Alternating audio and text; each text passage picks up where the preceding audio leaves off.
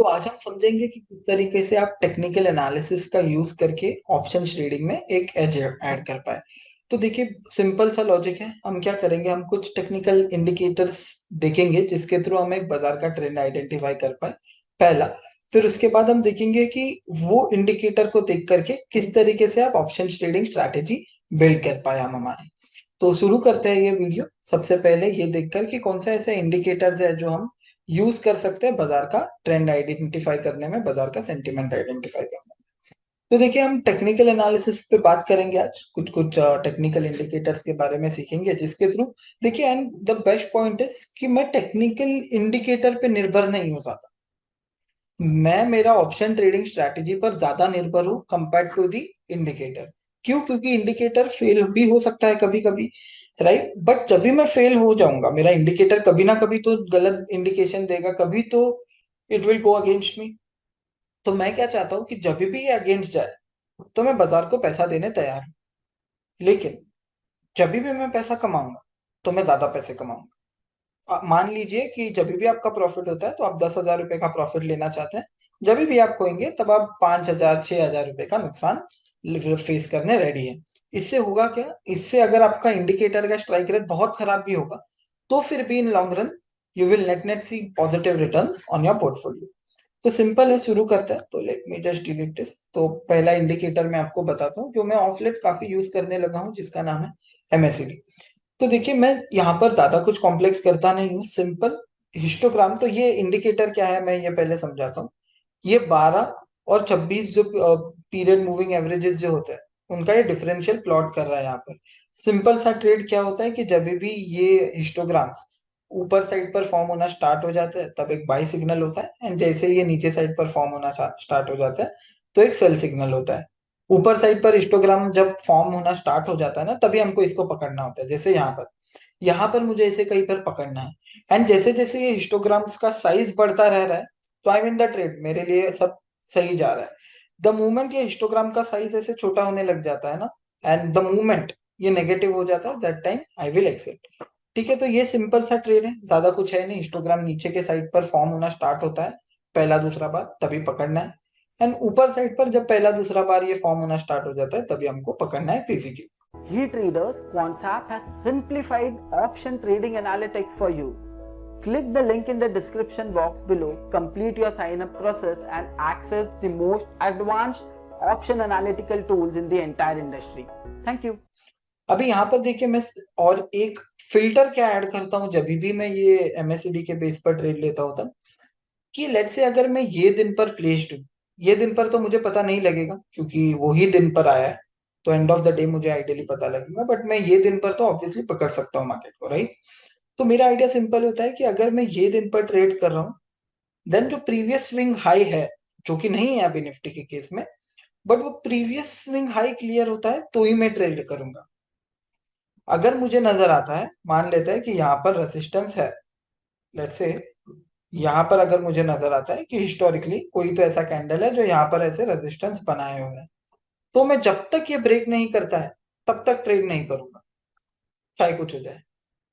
फिर वहां पर आप ये करेंगे ना कि मुझे लगा ब्रेक हो जाएगा इसीलिए मैंने ट्रेड लिया, तो काम नहीं चलेगा। Let it happen. थोड़ा इधर जो भी 50-100 पॉइंट है वो जाएगा, वो जाने दीजिए, उसमें कुछ कर नहीं सकते हम। But let the entry trigger. आप जबरदस्ती पहले ट्रेड लेंगे ये सोच कर कि वो हो जाएगा, देन वैसे नहीं चलेगा। हमको एक एंट्री एस्टैब्लिश होने का वेट करना पड़ेगा। तो मेरा लॉजिक सिंपल है, प्रीवियस स्विंग हाइस, ठीक है, ऑब्वियसली ये तो पहला इंडिकेशन है ही, बट प्रीवियस इसका कुछ भी हाई होगा तो वो क्लियर होना जरूरी है। ऑब्वियसली अभी मैं 2 साल पुराना हाई का बात नहीं कर रहा हूँ, जो हाई फिलहाल में ऑफलेट जो हाई क्रिएट हुए रहेंगे मैं उसका बात कर रहा हूँ। जैसे यहाँ पर लेट्स से मुझे यहाँ पर अज्यूम कीजिए, आप MACD मत देखिए अभी के लिए, लेट्स से यहाँ पर मुझे एक बाई ट्रेड आया, तो मैं बाई ट्रेड ये कब बनाऊंगा? जैसे ये हाई ब्रेक होता है और मार्केट सस्टेन करता है ना उसके ऊपर, तभी। जो कब वो अचीव हुआ, वो ये दिन पर अचीव हुआ, तो मैं यहाँ ट्रेड बनाऊंगा। ठीक है, सो बेसिकली सिंपल। अगर तेजी करना है, प्रीवियस जो भी स्विंग हाई है, जहां कहीं पर भी आपको लग रहा है ना कि ज्यादा कुछ कॉम्प्लेक्स एनालिसिस नहीं करना है, देखिए जहां कहीं पर भी दिख रहा है कि ओके प्रीवियसली यहाँ कहीं पर रेजिस्टेंस ले रहा था मार्केट, देखिए एग्जैक्टली यहीं पर है ना, यही चीज के बारे में बात कर रहा था ना, एग्जैक्टली यहीं पर रेजिस्टेंस ले रहा है। जैसे ही वो क्लियर होता है only then I will take a trade. अभी आप यहाँ पर ये सोचकर ट्रेड लेंगे कि वो ब्रेक हो जाएगा, then that's not how it will work. तो दिस इज हाउ आप बाजार पर एक सेंटिमेंट ढूंढ सकते हैं, आप एक तेजी या मंदी का इंडिकेशन ढूंढ सकते हैं एक सिंपल सा इंडिकेटर को देखकर एंड थोड़ा सा प्राइस एक्शन बेसिक फॉलो करके। अभी सेकेंड सिनारियो ये हो सकता है कि अभी ये ट्रेड को मैनेज कैसे करें। तो एक और चीज जो मैं करता हूँ, देखिए this is completely what I am doing. आप जाकर के आपका जो स्टडी है वो यहाँ तक आप पहुंचा सकते हैं आपका सिस्टम को, ठीक है। तो ये पिवट है, तो पिवट मुझे आपको बताने का जरूरत नहीं है। R1 R2 R3 is my resistance resistance resistance resistance 1 resistance 2 and 3, S1 S2 S3 support 1 support 2 support 3। ठीक है, अभी मैं इसको कैसे देखता हूँ, सिंपल, ये रेजिस्टेंस के ऊपर जा रहा है, मतलब ये जो है ये क्लियर हो गया। नाउ द सेम लेवल जो पहले मेरे लिए रेजिस्टेंस की तरह काम कर रहा था वो मेरे लिए सपोर्ट की तरह काम करेगा, मेरे लिए एक स्टॉप लॉस की तरह काम करेगा। तो मोर और लेस ये जो लो है ये मैं लो बनाकर स्टॉप लॉस बनाकर ये टारगेट एम करके मैं ट्रेड कर सकता हूँ मार्केट में।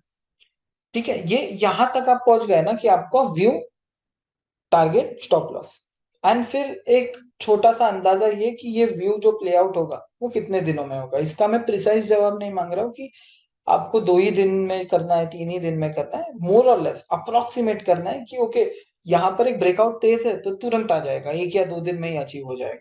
अगर ब्रेकआउट आहिस्ता आया है देन टाइम जाएगा, right. So in this case अगर आप देखेंगे this is my stop loss and this is where my typically my target is. तो इस तरीके से आप पिवट देख के, मूविंग एवरेज हो गया या जो कुछ भी RSI हो गया, अकॉर्डिंग टू दैट आप ट्रेंड निकाल कर कुछ आप एक टारगेट एंड स्टॉप लॉस का एस्टिमेट करना है आपको। अभी देखिए आप ऑप्शंस में क्यों ट्रेड कर रहे हैं, पहला ये सवाल का जवाब दीजिए। अगर आप सिर्फ डायरेक्शन प्ले करने ऑप्शंस में ट्रेड कर रहे हैं एंड अगर आपका ये फोरकास्ट है कि ये स्टॉप लॉस है आपका एंड ये टारगेट है, मैं कहूंगा फ्यूचर का ट्रेड ज्यादा बेटर रहेगा, ज्यादा आसान रहेगा, ज्यादा इजी टू एग्जीक्यूट होगा, ज्यादा तामझाम नहीं है, आप उस पे खड़े रह सकते हैं 10 दिन 15 दिन, कुछ टाइम डीके नहीं हो रहा है, कुछ वेगा इम्पैक्ट नहीं है, कोई ग्रीक का इम्पैक्ट नहीं है, काफी आसान है। बट अगर आप ऑप्शन ट्रेड कर रहे हैं और सिर्फ आप जाकर हमेशा कॉल खरीदते हैं और हमेशा पुट खरीदते हैं तो उसमें कुछ तकलीफ है, क्योंकि यहाँ पर आपका जो टारगेट है वो है 19,700 रफली एंड स्टॉप लॉस होगा आपका 19,350 के आसपास। ठीक है, थोड़ा सा नीचे रखना है ये लोग, ताकि वो ऐसा ना हो कि टच एंड रन का सीन ना हो जाए यहाँ पर, इसीलिए हम थोड़ा नीचे रखेंगे हल्का सा, ताकि ये ब्रेक हुआ then we know that there is nothing on the down side, वो गिर जाएगा। तो इसीलिए स्टॉप लॉस हल्का ये जो लो है उसके थोड़ा नीचे रख दीजिए, जैसे 73 पर है 50 रख लिया, 25 रख लिया, वैसे। Now what we will do is I have two things, view है एंड मेरे पास लेवल्स है। तो अभी मैं क्या करूंगा, ये लेवल्स के लिए एक अच्छा स्ट्रैटेजी बिल्ड करूंगा। लेकिन अभी तकलीफ क्या है कि अगर मैं एक एक स्ट्राइक पकड़ू एंड एक स्ट्राइक को मैं एनालाइज करते बैठू देन काफी समय निकल जाएगा, उसमें हो सकता है कि बाजार बंद हो जाए। इसीलिए we have a very interesting analytic and one of my favourite जिसका नाम है ऑप्टिमाइजर। ऑप्टिमाइजर क्या है, सिंपल, जो भी आपका फोरकास्ट है वो आप ऑप्टिमाइजर को बताइए, ऑप्टिमाइजर आपको बेस्ट ऑप्शन ट्रेडिंग स्ट्रैटेजी खोज कर देगा। नाउ लेट्स से मेरा जो फोरकास्ट है, मेरा जो व्यू है वो ये है कि मार्केट ऐसे बुलिश रहेगा एंड लेट्स से कि मेरा जो टारगेट है मुझे लग रहा है अगला वेडनेसडे तक या अगला ट्यूसडे तक आ जाए। एंड मैं जो टारगेट लेके चल रहा हूँ माइंड में वो है 19,000, लेट्स से 750, ठीक है। एंड मैं जो मेरा स्टॉप लॉस लेकर चल रहा हूँ वो है 19,350 और 300, ठीक है। फिर अभी एनालिटिक आपको पूछेगा कि आपका ऑप्शनल पैरामीटर्स पे क्लिक करते हैं कि आपका कैपिटल कितना है, तो जो भी आपका कैपिटल होगा वो आपको यहाँ पर इनपुट देना पड़ेगा। तो मैं कह रहा हूँ कि मेरा जो कैपिटल है let's say that is 5 lakh, ठीक है, 5 लाख रुपए कैपिटल है जो मैं एक ट्रेड में लगाने को तैयार हूँ। एंड रिस्क, तो मैं कितना लॉस लेने तैयार हूँ अगर मेरा स्टॉप लॉस ट्रिगर हो जाता है तो मैं कह रहा हूँ कि मैं 5,000 रुपया का रिस्क अगर मेरा स्टॉप लॉस होता है तो मैं ये नुकसान लेने तैयार हूँ। मिनिमम स्ट्राइक, मैक्सिमम स्ट्राइक, ये बता रहा है आपको कि कितना रेंज में से स्ट्राइक प्राइसेस ये चुनेगा। मतलब ये 19,100 के नीचे एक भी स्ट्राइक नहीं पकड़ेगा आपका स्ट्रैटेजी में, ना ही 19,950 के ऊपर वाला एक भी स्ट्राइक पकड़ेगा। फिर ये पूछ रहा है लिमिटेड रिस्क स्ट्रैटेजी चाहिए या ऑल स्ट्रैटेजी चाहिए। सिंपल है, जहां कहीं पर भी अनडिफाइंड लॉस होगा ऑल स्ट्रैटेजीज पे क्लिक करेंगे आप तो वो भी आ जाएगा। लिमिटेड रिस्क पे करते हैं आप तो सिर्फ वो स्ट्रैटेजीज आएगा जिनमें लॉस लिमिटेड, ठीक है, जीरो लॉस नहीं होगा, लिमिटेड होगा। मैक्सिमम कितना होगा स्टॉप लॉस पर, 5,000, एंड जस्ट अप्लाई हिट कीजिए।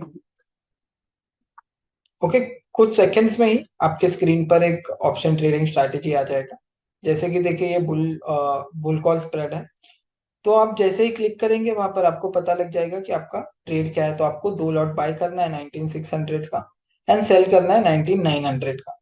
टारगेट आता है 19,750, आ जाता है market 9,900 approximately is what the profit calculated.